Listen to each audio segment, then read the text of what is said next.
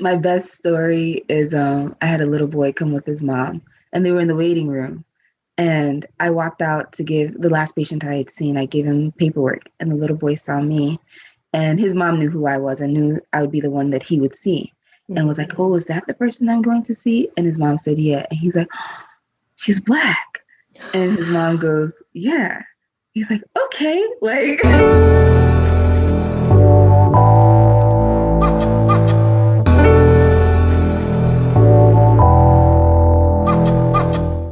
Hi, everyone, and welcome to another episode of the Black Student Success Podcast brought to you by InQuire. Today, joining us is Queennorah Anigbogu. good job. She is a family nurse practitioner, and she's going to take us through her unique journey and tell us about her path. So welcome, Queen. How are you doing today? I'm good. How are you, Ashley? Doing well. Can't complain too much. All right, so our first question, which we love to ask all of our guests, this is your moment to boast. You are successful and you deserve this time to brag on yourself a little bit. So how would you describe yourself? Who are you? Well, I feel like most people usually describe themselves by the role that they occupy the most. So I'm a mother 24/7. I can't punch out of it. I can't take leave. Ain't no PTO. I'm a wife. And I like to call myself a servant. Even though, yes, my professional role is family nurse practitioner, but I have people I work for, my patients. So I'm here to serve them and make them better. And it's not just my patients, anybody who I meet, I'm like interested in their health. I'm interested in everybody's health and wellness, and whatever I can do to contribute to you being a better you, a healthier you, I'll definitely do it. Oh man, that's beautiful. You're right. A lot of people do go off their profession first. And no, you cannot cut that time out for parenting. You cannot punch out if you're No, they don't care. No, they don't. 24/7. 24/7. Weekends and holidays, overnight. I Always have a on. newborn. Always on call. Yeah. Yep. Oh, congrats on the newborn. That's beautiful. All right. So let's take it back so we can go kind of go through your journey a little bit. Tell us about your childhood. Not everyone's family looks the same. Not everyone comes from a two-parent household. Not everyone has the same, anything. So let's go through that. Tell us what that looks like. And then what support did you have growing up? First and foremost, I'm an immigrant. So we came when I was 9 years old. Probably age myself a little bit. So at 9, when we first came, as Africans, you hear all kinds of stereotypes about America, about life in America. And so my parents, from what they heard, tried to do what they had learned was best for kids. So they put me in a private school, happened to be a private Catholic school, where I met you, Ashley. And so as a child, I was a Catholic school student up to high school, also went to Catholic high school. And then after that, I went to university. My support system, was pretty typical, I think, for most African households. There are various differences. Growing up in Nigeria, it was just my mother and my 3 brothers and I who lived in Nigeria. My dad would come from the US to Nigeria frequently. He got a visa to come here as a student. So he came here for educational purposes.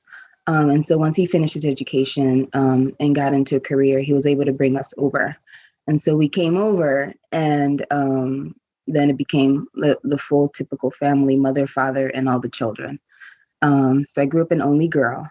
And I think that shaped who I am. I was pretty tomboyish. I'm pretty straightforward. You don't have to read between the lines with me. Like, my face usually says how I feel. So if you want to know something, just look at my face. And if you don't know, you're probably not paying attention. So my brothers I had 2 older brothers. So they were very supportive throughout school when I needed help with schoolwork. And I would usually use them before I used my parents, just because, they're old school, their math was old school. And I think I tried to impart what they did to me into my younger brother as well. And so, they were pretty supportive, pretty hands-on with my educational processes. I was a driven child, so I really didn't need too much prodding. It was just more of, I'll get my stuff done and come to them when I needed help.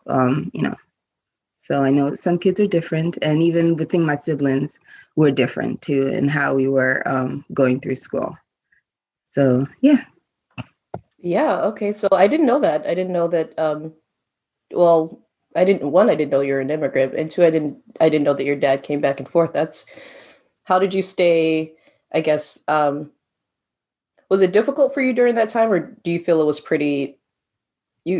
it was normal, and so you were just able to get through that? And then how was that transition coming here and adapting to the America here? Because we did meet in elementary school. I remember that, and I know that our school was pretty diverse, right? There were a lot of immigrant families, and so you can look down the hall and see a sea of different people from different areas, and that was pretty cool. So I guess how was that transition for you?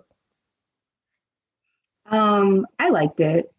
So my relationship with my dad was obviously very different. Because when he would come back home, he came back with gifts, he came back with things. So he became sort of like Santa Claus. Oh yeah, Uh, like he would come back during holidays too, during okay. Christmas time. So Mhm. here's this guy coming from America, and back home, America has a reputation of being like the land of opportunities, the land of wealth. So he comes back bringing all these beautiful things. So of course I'm going to get along with him. Right, right. It's a And he's celebrity. exactly, he's there for a short time, so we Hmm. make the best of it, and then he goes back. And he came here before I was even born, so that's what I knew my entire life until Hmm. coming to the U.S. And we had to spend 24/7 in the house. And I'm the only girl, so there Oh, were periods where we had our we had our time. uh-oh. We learned to grow in each other. And he learned to be more of a father and not more of like, a visitor. Hmm. Having kids in the house in his space because he had been living like a bachelor here. So he has some adjusting to do, and we as well had some adjusting to do to answer to somebody else besides our mother. Yeah. Hmm. And then going to school at our grade school, I thought was very, very nice because our grade school was predominantly Africans. Yes, it was immigrants, but it was literally Africans from all over Africa, Everywhere. Hmm. which was really nice, not being the only immigrant. And everybody knew we all share the same kind of like house rules, some similar values. Like we all cook different foods, not hamburgers and pizza. So it was nice, being able to connect with other people on a different level, not just because they look like me, but culturally too. There were things that we could identify on, like jollof rice. Like Hmm. everybody has their own different take of jollof rice, but at the end of the day, we all know what jollof rice is. Right, right. And just we all have the strict African parents, and so to Hmm. share some of those nuances with other students was nice. Yeah. Yeah, yeah. I found it pretty comforting, even being African.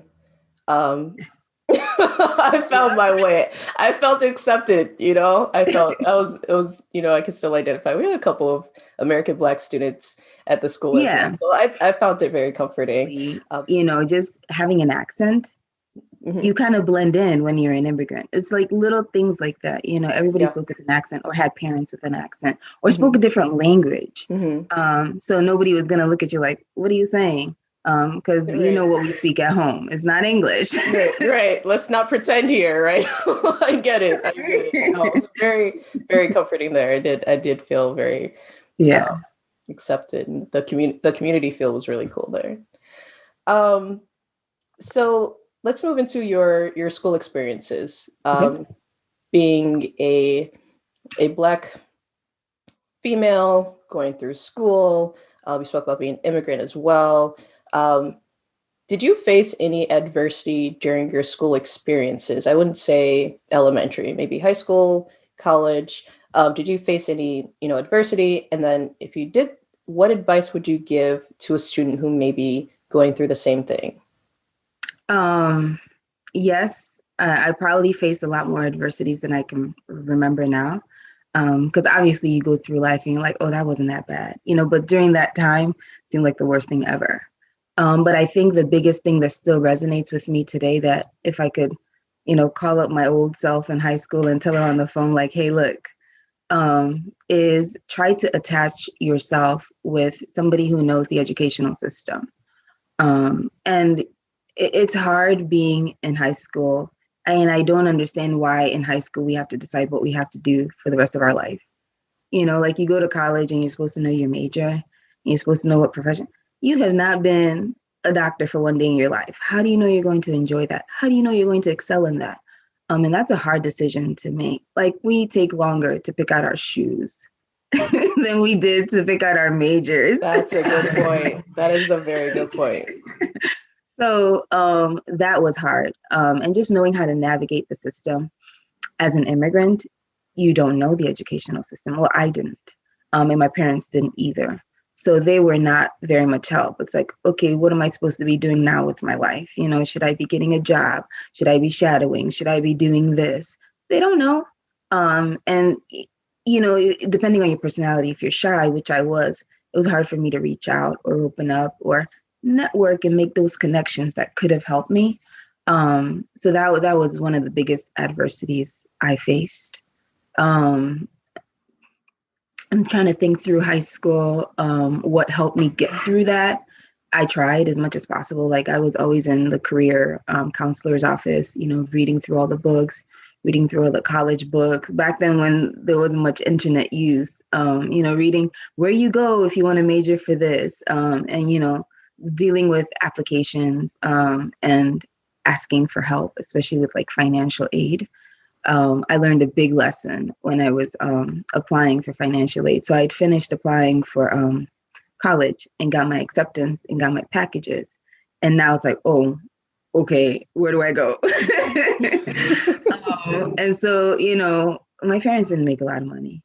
And so I was looking at, okay, I want to get a good education, but I don't want to come out with too much debt. And it seemed inevitable to not come out with debt. And I remember talking to somebody who kind of became a mentor in my life. And she was like, that's the package they've given you. Doesn't mean you cannot request more. And I'm like, huh? They've already given me this much. And here I am. I feel like I'll be greedy to go and ask for more.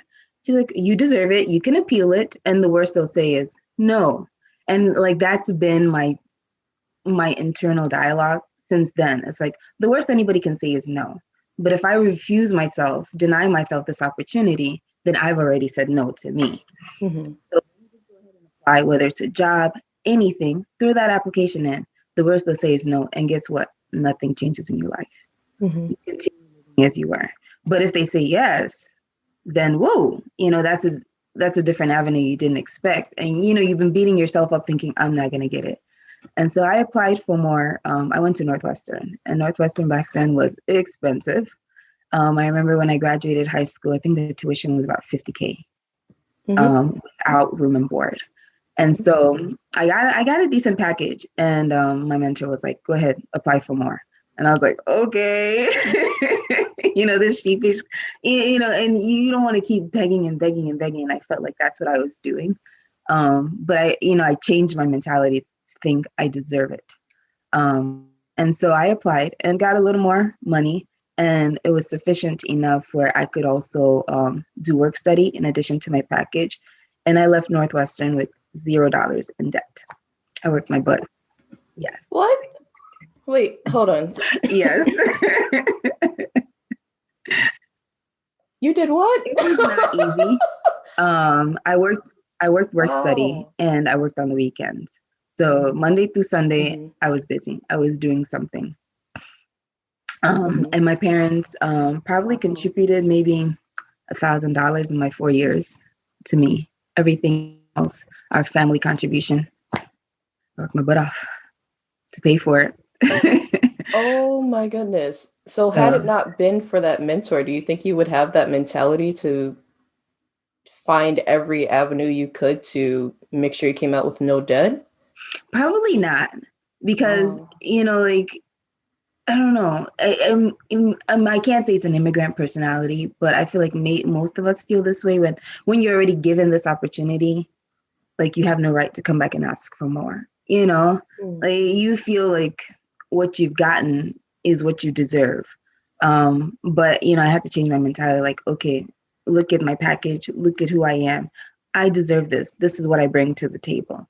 And then look at it with this opportunity. I can do more because I have this potential.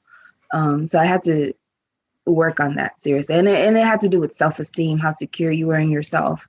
I think plays into that. So, yeah. Yeah. So that's a very good point that Queennorah made.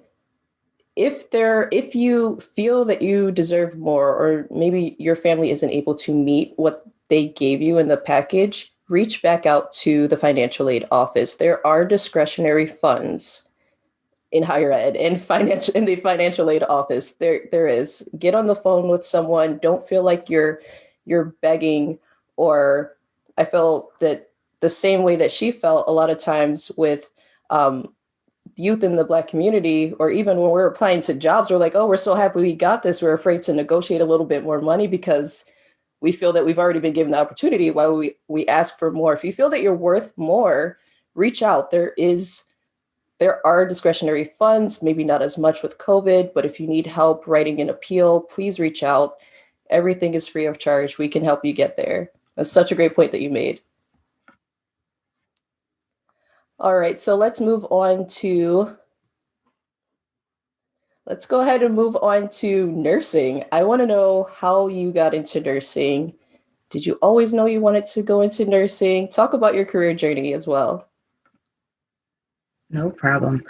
I have not always known I wanted to go into nursing. So in an African household, you have three options, which I'm sure all your other African interviews. Oh, yes. Doctor, lawyer, teacher. Or there's a fourth option. What's the fourth one that I'm missing? A lawyer, an engineer. Yes. A failure. That's an option. If you're not either of those three, what else are you in an African household? Oof. So those were your four options. And, they will remind you every time, every opportunity, we did not come to this country for you to be a disgrace to this family. So, well, I guess outside of failure, you can also be a disgrace to the family. Yeah, that's even worse. There you go.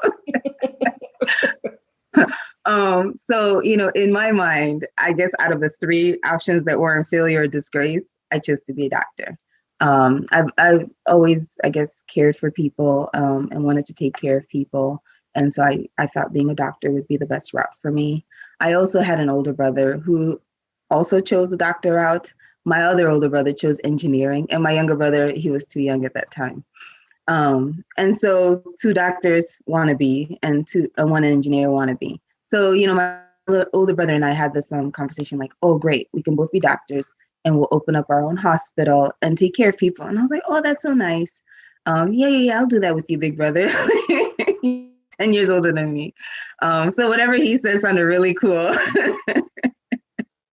And so I finished at Northwestern and looked at my package, looked at how I had gone through school.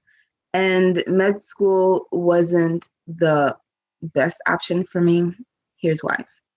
So my senior year in high school, I had a major loss. The older brother who wanted to be a doctor, unfortunately, passed away. And so that was a major hurdle in my life and in our family too. And so, the way you grieve in an African household, at least in my African household, wasn't the healthiest. It was like, it just wasn't addressed. It was like, okay, it happened. So what? Let's move on with life. It was just dismissed, which didn't sit well with me. So I struggled grieving through most of college. And I think one of my mechanisms for coping was staying busy. Even though, yes, I came out with no debt, I stayed busy, not just for financial benefit, but for mental benefit. Like, okay, I'm out of the house. I'm not into bad stuff. I'm helping my future, but I was under a lot of stress. And I wanted to take some of that stress away from my parents. My brother passed away 6 months before graduating from med school. So they had already invested up to that point, and I didn't want to be an additional burden. So I took on the load of my college education, which I don't wish that upon anybody unless you absolutely had to, but it was a survival mechanism. And luckily I can look back at it and say I did that. But during those times, it was hard. So I started Northwestern, and my grades weren't the best, at least not for the sciences. I struggled with the sciences because I was not breathing appropriately. So when it came to now study, I find myself crying. So I now got in touch with a counselor and started working through that. And in working through that, I realized, okay, I'm not in the mental and emotional place to be successful in these classes. So the best thing for me to do is not ruin my GPA and take classes that I can actually focus in, and then revisit this at some other point when I was emotionally and mentally stronger and able to do this. So I took the path away from medicine. And I was going to do speech and language pathology. And I figured I can still help people, not medically, but I can still help people get better, be better. It was hard for my mother when I had the talk with her and told her that I wasn't going to be a doctor. She's already lost one doctor. And then here I am saying, oh no, I'm not going to do that. And I'm sure that my brother not being around probably discouraged me because we had made that agreement together. And so for me to do it solo just sounded so daunting and overwhelming. So I went to the speech and language pathology route and finished. And afterwards, I wasn't completely happy with speech and language as my career. And so, I was like, okay, well, let me sit a little bit. I finished Northwestern. There's no rush to go to grad school, even though I did feel an internal rush. Now I'm saying there was no rush, but back then, all my friends were going to med school. All my friends were going to grad school. And I was like, okay, what am I going to do? So fortunately for me, I got a job. And it was, quite nice. I was in an environment where they were very supportive of me going back to school. So they didn't expect me to stay there forever and ever. So I took classes part-time while working, while saving money up for whatever grad school I decided. And I had some ideas. And so I was like, okay, well, let me look at what it takes to get into med school. And I looked at that. I looked at my GPA. And then I was like, okay, let me start taking some of those classes. And then I got to organic chemistry. And I got to some of those other classes. And I was like, is being a doctor going to make me happy? I'm doing all this work. I don't want to look back at it and regret doing that. And when you're older, I was now 19 out of school. Now I was thinking about what life did I want as an adult? What did I envision as my family? And what role did I want to play? And I'm a big family person. And I looked at, the doctors that I had in my life. They seemed really stressed. Like they couldn't really be as involved in their children's lives. Yeah, you're making all that money, but you're paying a nanny to raise your kids. Like that wasn't what I envisioned for myself. I wanted to be hands-on. I wanted to be there with my kids and still have a job that was fulfilling to me. And so I was like, okay, well, let me consider physical therapy. So here I was applying to 10 physical therapy schools all around the state and got 10 rejections. Oh and it was a bruise to my ego. I was like, oh, well, the Lord has spoken. Yes, very loudly, plain and clearly. You cannot miss that sign. Oh my goodness. So this is not your path. And so, I kept working, and then I was like, well, I can be a nurse. And even with nursing, I started exploring the roles within nursing. And I had a lot more exposure to nurses. That's another thing, knowing how to navigate the system. I didn't have many exposures to doctors and physicians. So I was like, okay, well, I can reach out to this person, ask them questions about their career, and this person. And those were who I had. I went on the internet. I did research on different roles that nurses can play outside of the hospital, because that's all we think of, nurse in the hospital, giving meds, taking care of patients who are really, really, really sick. But nurses can do so much. You can do research, you can do administration. So you can do sales, you can do so much with it.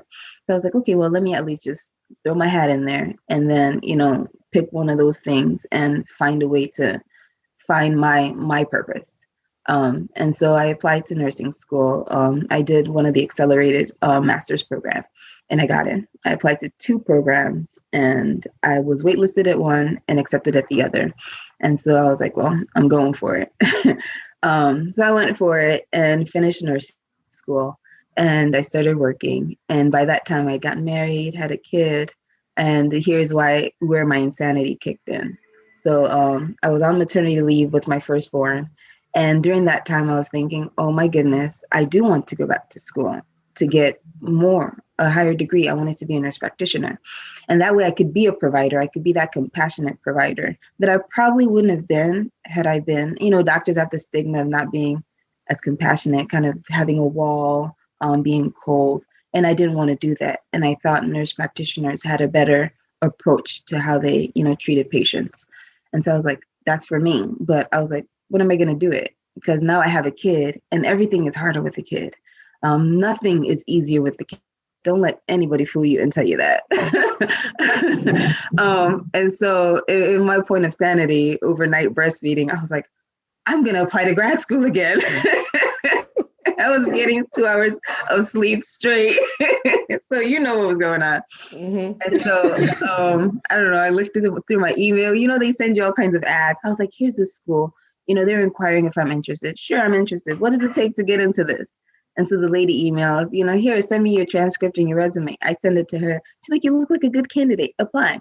And I was like, this is just a joke. They're probably going to reject me. I'm looking at my package and, I was insecure with myself. And so I applied and guess what? I got a yes. Not the no I was expecting. I was like, wait, I can go and start my program and be a nurse practitioner like right now. And so, I talked to my husband and I was like, I'll wait till the baby's a year old. He's like, why wait? This is what you want to do. Do it now. And I mean, I credit my husband for being the most supportive husband ever, but he encouraged my sanity. And I was like, so you know what that means if I go to school now with a 3-month-old. That means I'm not going to be cooking as much. I'm not going to be cleaning as much.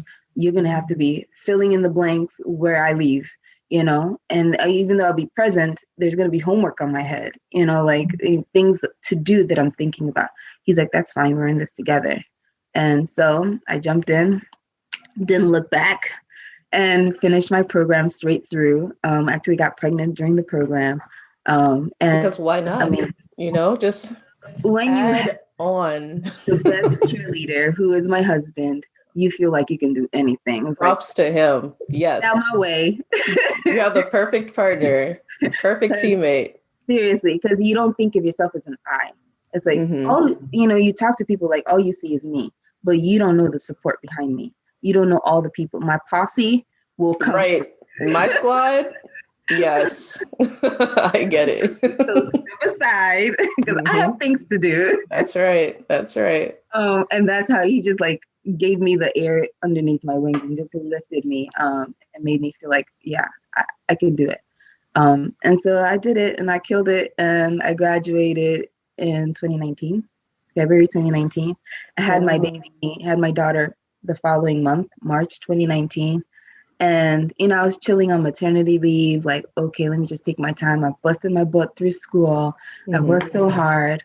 I'm just going to relax and enjoy my baby and enjoy being a mom. Because for my son's whole life, I'd been in school and working. And so he had a part-time mom, who was always tired.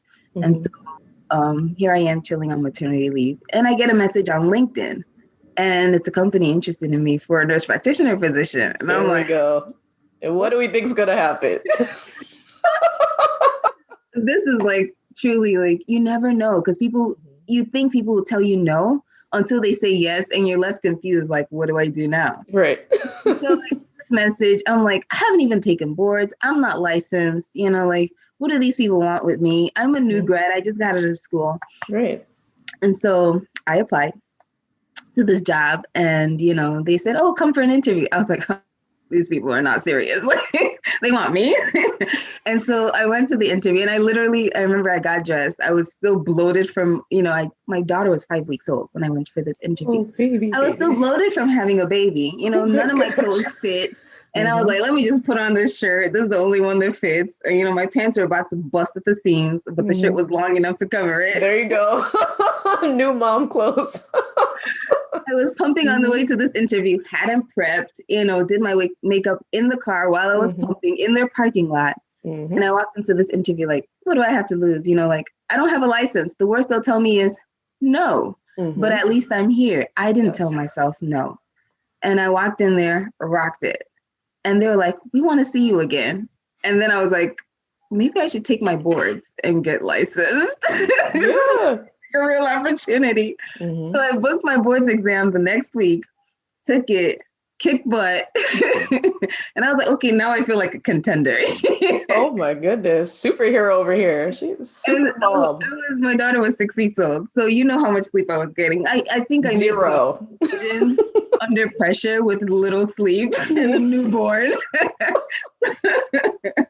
So, I studied, I called everybody. I called my mother-in-law came to babysit. My posse came in ready. They were like, yes, what do you need? All hands on deck. So people cooked, people delivered food. And I studied for that week. And I went in, took my boards, passed. And so then for the second interview, I did a little more preparation. I was like, okay, you know what? This is looking kind of serious. Maybe I should take it seriously. I had my questions ready. I had an idea of where I wanted to work, and that was important to me. And because I was already on leave from my work, I had a job. I didn't feel pressured that if they told me no, I wouldn't have anything to fall back on. And I was like, I didn't apply. You guys sought me out. And so you're the reason I'm here for the most part. So I was like, what do I have to lose? I'm going to ask the questions and make sure I'll be happy here. That's more important to me than what they want from me. Mm-hmm. And so I went in there with all my questions. I rocked the interview, asked them all my questions, and walked out of there. And the following week, they called me and offered me the job. And I was like, and I literally got dressed in front of my husband. The first interview, I was like, let me just go practice my interview skills since I'm a little rusty and see how this goes. And 2 weeks later, I had the job that I was just practicing for. That's hilarious. Look at how all that worked because she was not afraid of rejection, but hearing the word no. Yeah. That's amazing. When you repurpose that word and it's not a hard no, stop here, you have failed, and it's repurposed as, oh, this could be an opportunity for something else. You look at the entire world differently. I love that you did that. Oh my gosh. Look at it from the other end. Like, okay, they told me no, but at least I tried, and this is one person's no. Like, there are so many opportunities out there, and, you just keep shooting the target and you eventually get there. There you go. Somebody will say yes. So. Yep. And here she is, living the dream over here. Right? That is amazing. So take us through being a family nurse practitioner. We want to hear about it. What does a typical day look like? So it's family. So that means I take care of 0 to 100 years old. Doesn't mean I see 0 to 100 years old every day. But that's what I'm trained to do. So I work in a primary care practice where we see patients from all walks of life. I actually work in Inglewood in Chicago. So not one of the best neighborhoods. So that can kind of tell you what our patient population is. And I love working in that kind of patient population. It's mostly Black and Latinos. And that's where we have so much health disparities. And I feel like my presence there, especially since I look like them, will hopefully make them more trusting of the system, trusting of the teachings that I'm is bestowing on them, trusting of me to want the best for them and want to take care of them, and hopefully motivate them to want to be healthier, to want to be better. I also speak Spanish, which probably helped in making me more competitive as I was applying for this job because they could check 2 boxes off with me. Probably several, Black woman, Black, Spanish. So minority. So, I mean, yes, it's nice for them, but it's more important what I bring to the table for my patients. So I see all kinds of people, mostly low economic status or uninsured or undocumented. So these are people who need a lot of help, but lack the resources and a lot of times lack the education to make healthier decisions. And so a day in my life, I show up in the morning, usually patients are ready, and I go in and I see the patient. It could be a mom with a child. It could be a 70-year-old man. Most of the things I see in the clinic are chronic diseases. So like diabetes, hypertension, high cholesterol, asthma, chronic things. And then people come in for acute stuff. So you have people come in for sniffles, colds, most of what we're seeing nowadays is, I think I have COVID. And so, they get tested. But we also deal with a lot of mental health too. And mental health has gotten worse since COVID. We deal with a lot of depression and anxiety. And then I'm not sure if it's particular to the population I'm at, but we also deal with a lot of trauma, different like childhood traumas that now result in depression and anxiety, whether it's child abuse, domestic abuse, or living with a parent who was on who was abusing substances, or even PTSD. And the organization I'm with has a program for formerly incarcerated men to rehab them into society. So I do see a lot of formerly incarcerated men, and just help them with changing their mentality around wealth, and help them navigate the system to find ways that they can get help, because it can be challenging, especially if you can't get a job after you just got out. So if you can't get a job, what kind of insurance do you have? And then, God forbid, you have epilepsy, you have seizures. The meds are not cheap, and you need meds forever. So how are you going to get your medications? Or you come out and your diabetes is through the roof because you've been eating jail food. Jail food is not the most diverse. And so now your diabetes is worse. And how can you afford the medications you need? And still, eat healthy too. Like, that's another thing. First of all, Inglewood is a health desert. Like, even just, I have to take my lunch to work because there are no options around there.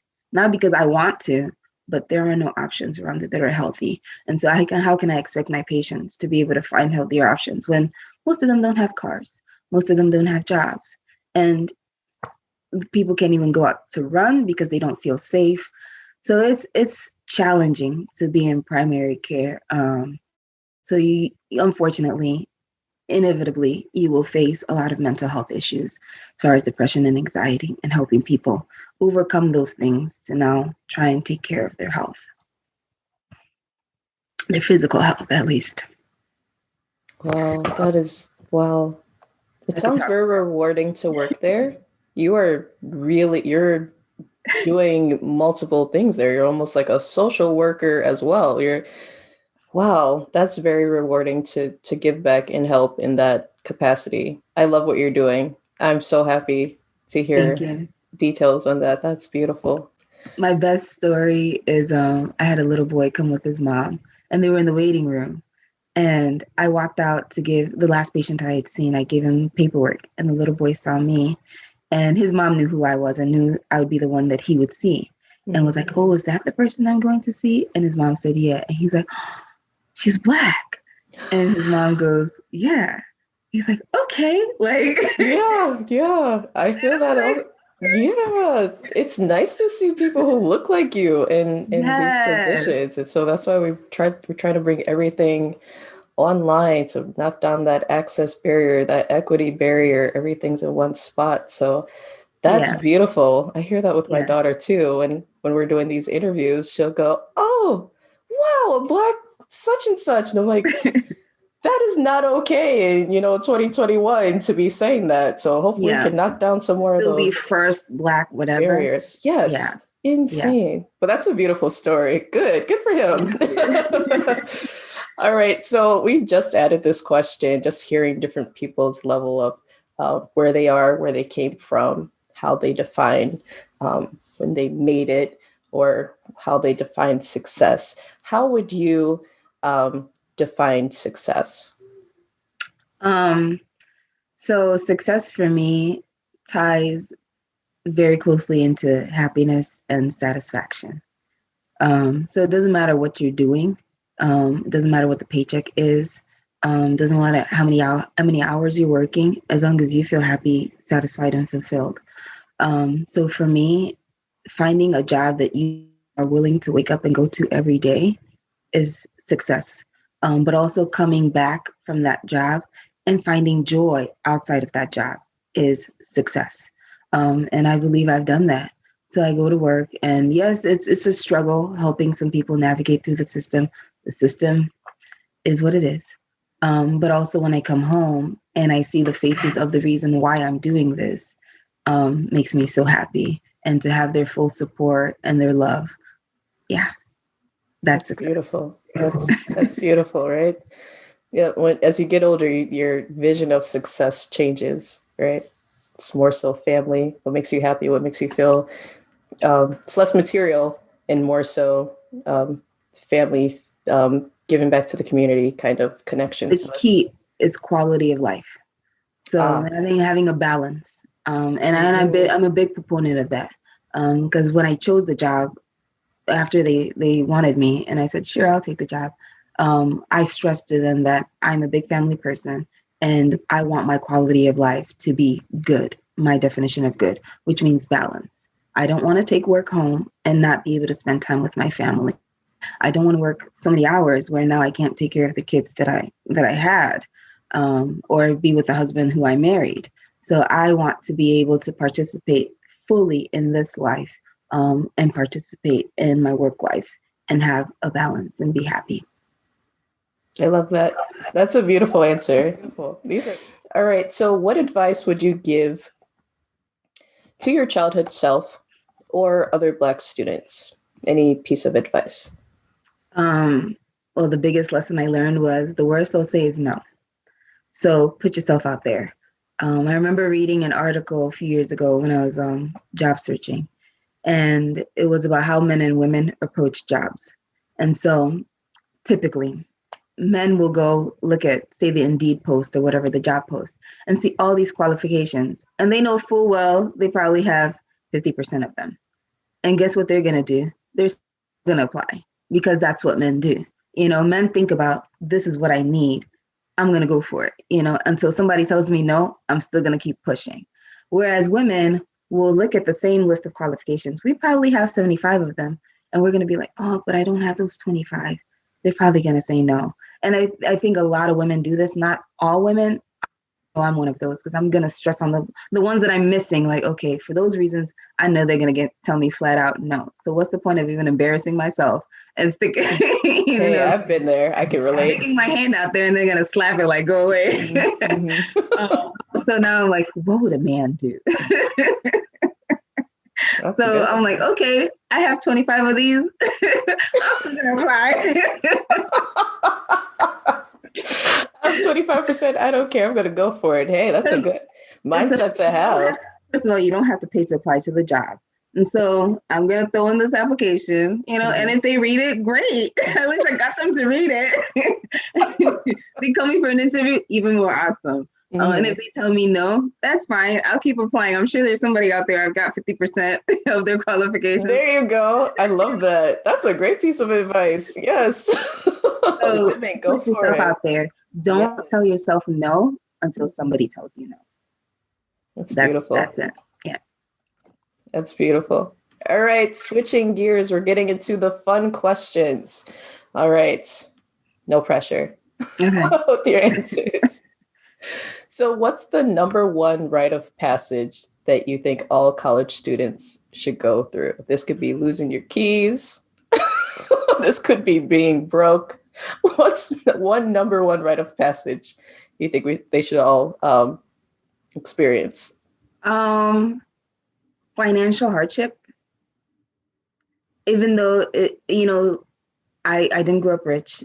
I probably grew up more middle class. But going through financial hardship makes you become resourceful.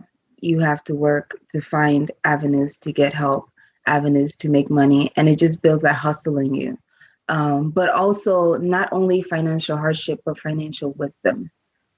So being able to manage money, not just garnering the money, but now what do I need to take care of? What responsibilities do I have? And being able to run a budget. So I think getting a credit card is important. I got my first credit card at 18, not with my parents' support. They were like, no. Do it. And I was like, why not? I mean, they're going to give me this money that I can use, but I'll pay it later. And, fortunately for me, I was the type of kid was like, I saw the credit card money and it was like, okay, I'll use this money right now, but I have to have that money in my bank account right now too. That's the type of person I was. So I'm not spending what wasn't in my bank account. It was just that I don't want to touch my bank account right now because I have this credit card and I want to build credit for myself. So what I did was I'll literally, I think I had like store credit cards. I had the Gap card or whatever. And so I go to the Gap, buy whatever I needed to buy, and like the next week, pay it. Yes, pay it off. Yes. And don't really spend too much on it. Exactly. Right. I really didn't carry a balance because I knew I had that money. And once I spent that money, in my mind, I already spent it from my bank account. Like I minused it, you know? So even though the number said something different, mentally I knew that $20 isn't there anymore because you spent it last week. Right. Yeah, spent it last week. It's there, but it's not there. Yes, that's a great way to build credit as a college student. But to also have some kind of financial responsibility. Yeah. Yes, don't go crazy with it. All right, so what's an embarrassing thing that happened to you during school that you feel like sharing? The one that stuck out to me and probably hurt my feelings the most was, you come there's several, not that I'm thinking about it, there's multiple that come to mind. Okay, the one I'll share. But it mostly goes back to kids being mean. Kids are mean. Okay. Kids are mean. And so it was one of my first few days here in this country at school. And we were in line, you know how you line up to go out at the end of the day. So we're in line and I'm at the top of the stairs and the first person in line is like at the bottom of the stairs. And I'm this African kid. And in Africa, nobody really frowns upon you digging your nose. But I forgot where I was. I was in the United States of America. So I'm over here digging for gold. Boy turns around and is like, ew, she's picking her nose. And I felt like the last one because not everybody's face turned around to look at me. And I was like, no. Everyone's scared. I never pick my nose in public. Oh my gosh. Don't do it, first of all. Let's be honest. Oh my gosh. Staring. I'm just yeah. And I'm like, well, nobody told me.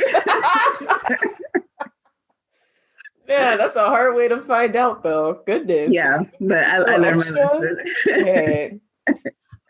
All right. So if you were at a cookout or a backyard party, whatever it is, pre-COVID, and you could invite 3 famous people, dead or alive, who would they be? Oh, I didn't see dead or alive on the... Okay. I just added it in there. I chose alive people. Okay. Because really, like, I've been fangirling or whatever over Michelle Obama. Like, he's just awesome. You see the belt, though? Did you see the belt? The whole ensemble. Did you see it flow as she was walking? Did it have a cape? Line. Oh and it's just like, I felt like it was like a Beyonce moment where there was some kind of mysterious. Where'd that wind come from? Right. She was like, and her curls, her perfect bundles. Listen. Her relay those bundles. Her eyes, ears, the mask. Like, oh my goodness. Like, yeah. She was, yeah. And, President Obama. I was about to call him Say Obama. Less. President Obama. Yeah, he always shows up. So by virtue, because I'm inviting her, he got to come too. Because he's awesome. I mean, he can play basketball with my husband because my husband's going to be there. But also, I just want to see both of them as a couple. As an individual, they are awesome. But as a couple, it's such a beautiful thing. Their chemistry, at least I haven't been around them personally. Their chemistry seems genuine. It seems real. They truly seem happily married, which is not something you see a lot nowadays. And, you hear about all these couples breaking up, all these, relationships that are dysfunctional in so many ways. And they've been consistent. Even Will and Jada, they ain't been consistent. I'm sorry. But Michelle and Barack, they have. And, my expectations of them is like not even on the radar. It's through the roof. It is. So I want to just see them and just be in their space, just breathe the air that they breathe, laugh at the jokes. Whatever they do as a couple, I want to take notes, put it in a book so me and my husband can do that same thing too. And then we can be happy like that when we're that old. And then, whatever she eats, I want to eat that. It's like gold or something. She's just always radiating. And I look like I've had 3 kids. No, you don't. You look great. What is wrong with you? So that's two people. Amazing. Yeah. And the third person has to be a chef because I'm not cooking. Oh, there you go. There you go. We don't have time. Queennorah is busy. She does not have time to cook. Okay. Yes, a chef would be great. This is gonna be a black cookout. Mm-hmm. Probably a Nigerian cookout. We're gonna have a Nigerian chef. I've been following this girl on YouTube, woman on YouTube. Mm-hmm. Her name is Sissy Yemi. She's not like famous like the Obamas are, or like Gordon Ramsay, the chef. But in my little YouTube world, she's pretty famous, and she can cook her butt off. So she can come over, she can cook anything she wants to cook, and I will eat any of it, all of it. That sounds like a good time. Can I come? Wait, hold up. I'm not famous, but I'm inviting myself to this one. That sounds like a good one. Yes, you can. So those are the three. Nice. All right. So what are your top 3 memes of all time? I don't know if you're like a meme sender or if you follow them a lot, but some of them are hilarious. Not a lot, but I do have some favorites. So the Kevin Hart one where he's like leaning like the lean back. No, not leaning back, but he's like he had the mic. He just stand up and he leaned back like. Oh, that one, yes. I think we're thinking of the same one. When you're looking at somebody like, yeah, like that's because I have that look. I can't channel it right now. The situation needs to arise. Mm-hmm. But when he's like. You know, I give that to my kids a lot. So when I peek out the corner, like, are you really doing what I think you're doing? Like, are my eyes deceiving me? Or is that real? Are you standing on that table? Right. I know you're not doing that right now. Are you doing that right now in my presence of all things? Oh, yes. And then my other meme that I love, are we allowed to show it? Yeah, go for it. Okay. It is my definition of parenthood as I feel right now. And I sent it to somebody the other day. Let me guess of what this might. You probably can't see it. Parenting got me like, what are the bottles? I haven't seen them. On the bottles is sleep, stress relief, and energy. Oh, I love that. He's taken all of this. Oh, it's still reflecting. Yeah, it's still reflecting. You can't see well. Oh, well. But, I mean, is this person in the shower, and he's got 3 pumps. One says sleep, one says stress relief, and the other one says energy. And he's, like, squirting so much of it and on his body. On his face. If sleep, stress relief, and energy came in a bottle like that. Where do I purchase this? I would be taking all of it. I would be slathering it on every minute of the day because being a mother, being a parent is exhausting. It is the hardest job ever. It's very fulfilling, but it takes a lot of work in all aspects, physically, mentally, emotionally. And so whatever help I can get to give myself some self-care, I will do it. If I ever find those, I'll send them to you. Please. All right. Just put me on a subscription. The subscriction package? Oh, yeah, you're good for a year. I've got you. You can't just give me a bottle and then... Just not one. That's not enough. No, I'm going to need it, at least until forever. Until forever. Oh, okay. Just a forever subscription. Stressing you. If you ask my mother, she's going to say no. Oh my gosh, you were so fun. This was a really good interview. I really enjoyed this one. Thank you so much for being here. We will share your information and how to reach you if you would like to share in the description. Is there any last piece of anything you want to leave our audience with? I mean, go for it. Especially as a Black kid, as an immigrant kid. Like I said, don't let anybody tell you no before you tell yourself no. No, don't tell yourself no before somebody else tells you no. So, take life by the horns and go for it. The worst they'll tell you is no, and you keep moving. It doesn't take anything away from you. But unfortunately, to be successful, you have to take some risks in life. And so be prepared to take some risks and hope for the best, but learn from your mistakes. That's the best way to succeed. Love that. All right. Well, thank you so much for being here, Queennorah. We'll see you. We'll follow up with you in the future. Keep being awesome. Until next time, everyone.